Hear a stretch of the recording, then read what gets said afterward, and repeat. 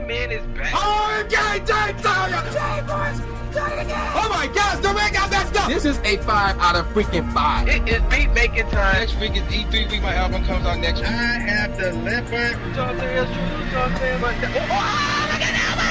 This is your boy.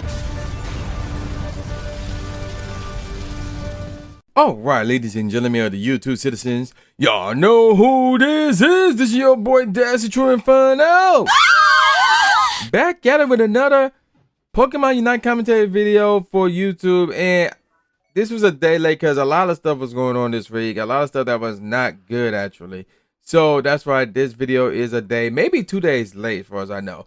But I had to get this out there because we are now looking at the 10 most anticipated games that are currently scheduled to be released this year. It's the new year, 2022. This is my first video of the new year for the channel.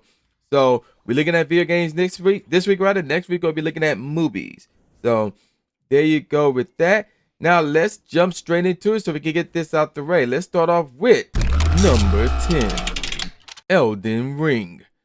So I've been hearing a lot of hype about this game, and I think it won the award at the Game Awards for most anticipated game in 2022 over the likes of the Breath of the Wild sequel and Bayonetta 3 and other games and God of War Ragnarok actually as well, and other games that are scheduled to be released this year, which is crazy if you ask me. So I don't know much about this game. I have no clue. I thought it was a sequel to another game. All I know about this game is the following. So this thing is coming out February 25th, 2022. Its developers is From Software, and the publishers involved are Bandai Namco. So yeah, we know about them, aka Tekken, and JP, which is also from Software, or from Software. That's funny.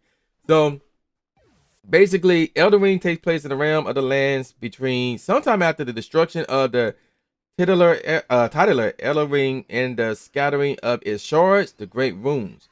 Once graced by the ring and the tree, which symbolizes its presence, the realm is now ruled over by the demigod offspring of Queen Marika the Eternal, each possessing a shard of the ring that corrupts and taints them with power.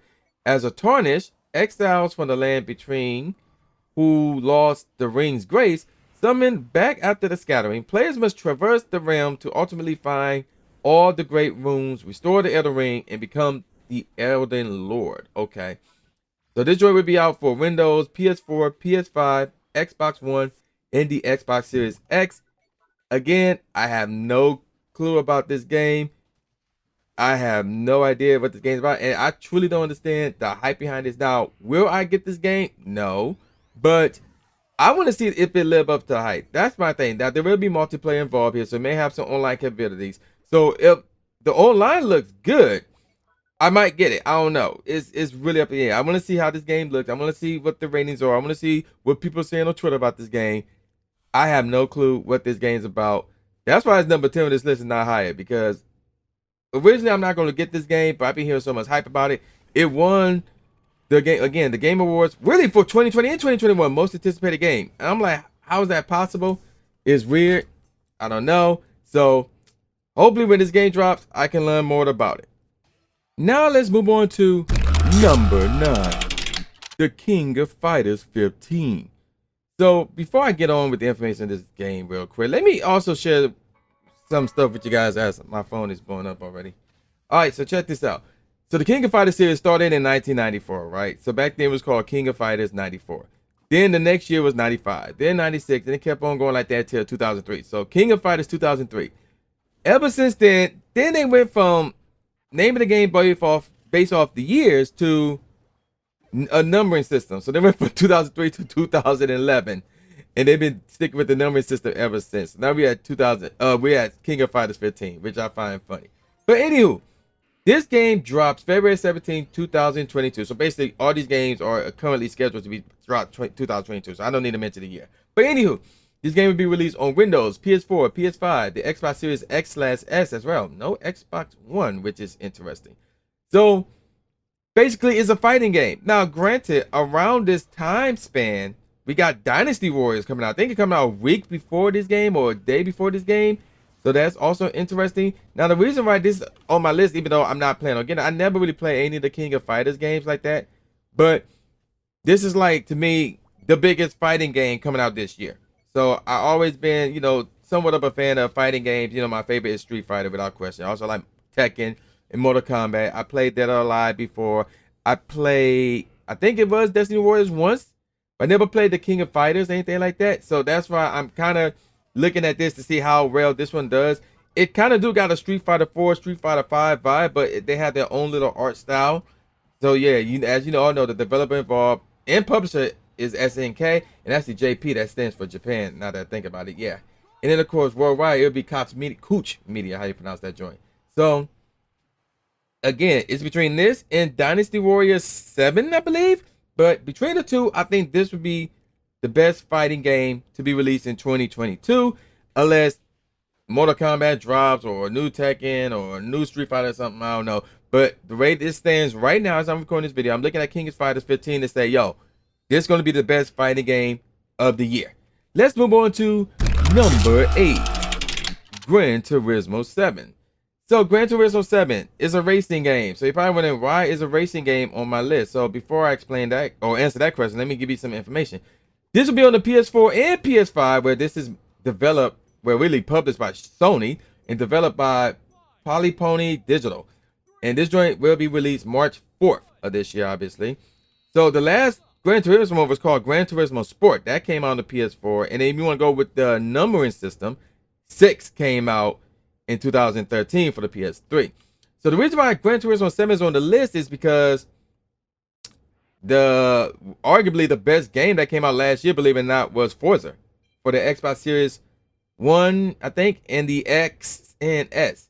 So, and a lot of people gave that one major reviews, like major positive reviews rather, and to the point where people are saying that's the game of the year last year. So, since how Gran Turismo 7 is basically Forza's competitor and is released on the competitive system, I'm looking at Gran Turismo saying like, yo, your game better be just as good as Forza, otherwise you're in trouble. Not to mention, there's a new Need for Speed coming out this year as well.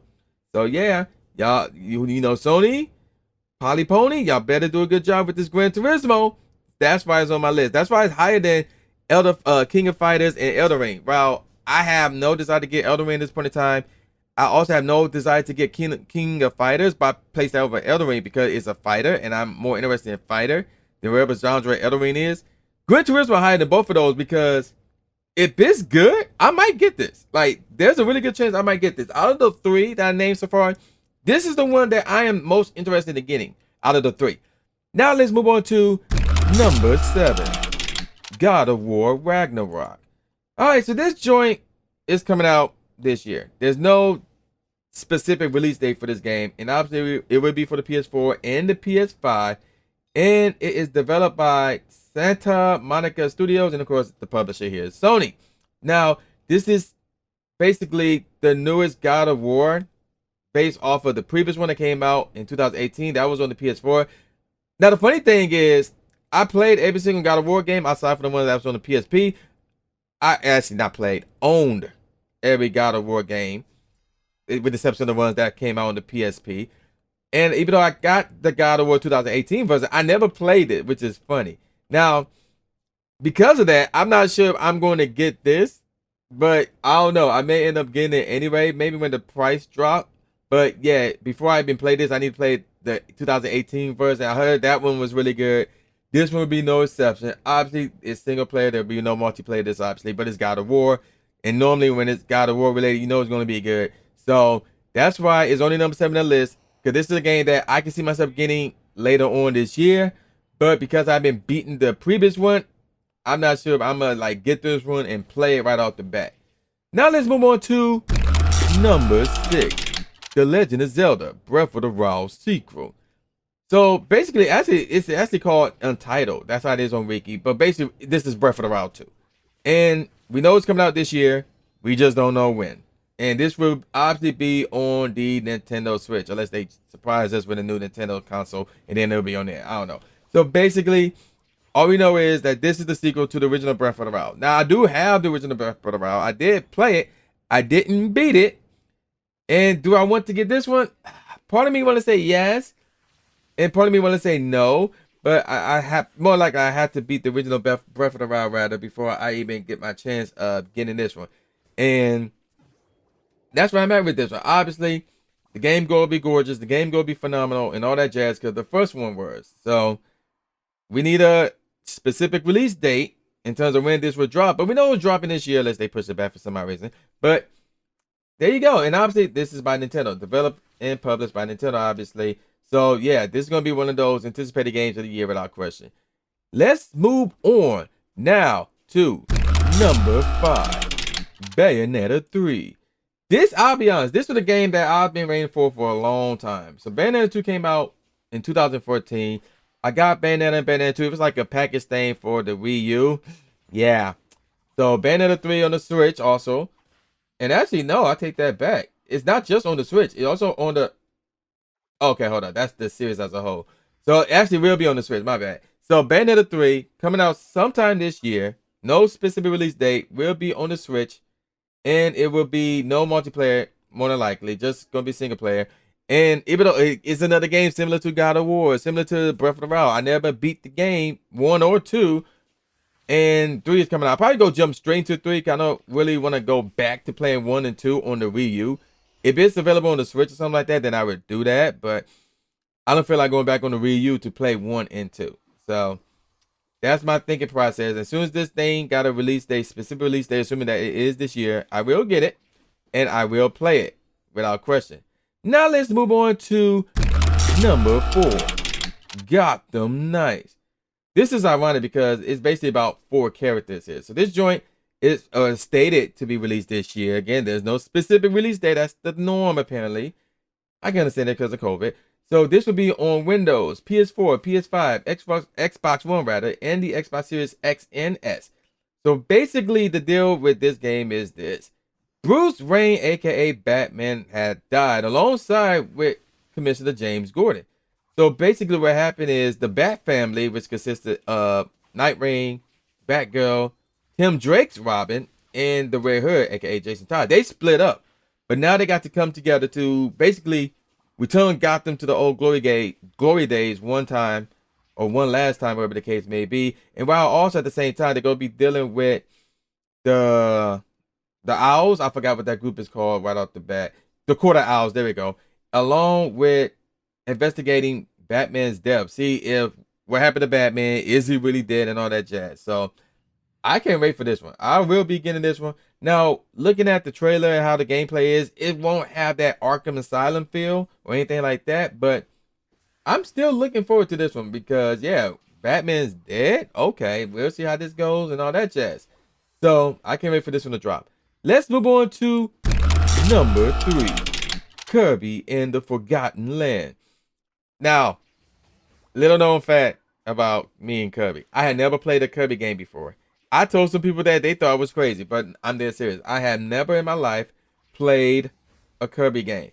So when I saw this, I immediately got Super Mario Odyssey vibes because that's how it looked. You know, the landscape, the atmosphere, even like the design. It got Super Mario Odyssey feels. Even though I haven't beaten Odyssey yet, but I got that vibe. It looks really cool. Obviously, this is going to be the Nintendo Switch only, and this will be released in the spring of 2022, apparently. And obviously the publisher Nintendo, developer is HAL Laboratories, so that's interesting. So I'm not going to get into the story of this one. So basically he's in an unknown new world, thus the Odyssey feel here. So this is going to be my first Kirby game. I will admit, this is going to be my first Kirby game. I'm really looking forward to playing this one to see what I guess the big deal is about Kirby in general. I know who Kirby is. I've seen the cartoon. Obviously he's in Smash, but I never played any of his games. I was never really a Kirby guy. So, but when I saw this, I was like, yo, that actually looked good. I may actually mess around with this. So, that Kirby drops, whenever this year, I will cop it. Let's move on now to number 2, Pokemon Legends Arceus. So, yeah, I'm a big Pokemon fan right here. So, this joint coming out January 28, 2022. It's developed by Game Freak and published by Nintendo and the Pokemon Company. So, the story behind this is unknown. But the setting is like back in the day. So, we're going to get some new Pokemon in the mix. It's single player, so there will be no multiplayer functions or anything like that, or gameplay. Maybe some multiplayer functions where you can do trades or something. I don't know. And we've seen like some of the new Pokemon. We've seen some of the characters, but in terms of the story, it's not that known in terms of the story.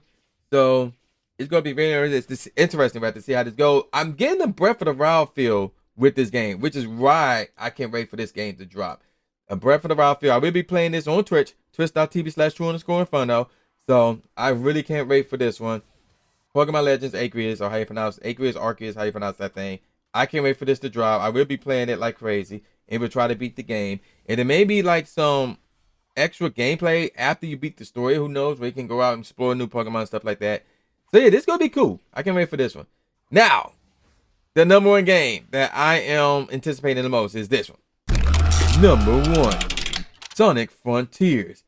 So this game is stated to be released in the last quarter of 2022, which means it could potentially get pushed back. That's how I'm looking at it. So this will be released on the Switch, PS4, PS5, Windows, Xbox One, and the Xbox Series X and S. And I may get this on the PS5 or on the Xbox Series X. I got both. I got all three of those systems, by the way.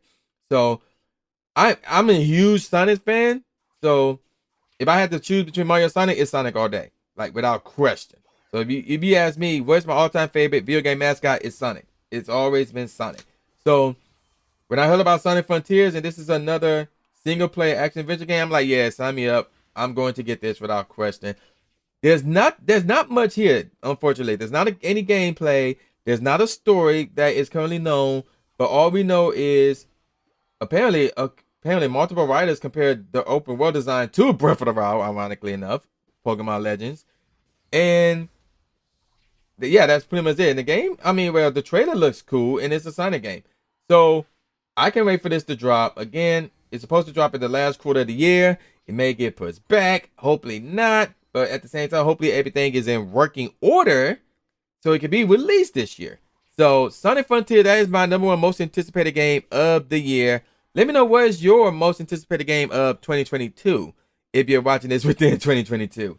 So I'm going to call it a wrap. And with all that said, y'all know who this is. This is your boy New Jack Aspie, aka the New Stephen A. Smith, saying peace out, y'all, and I'll see y'all next time. Yeah.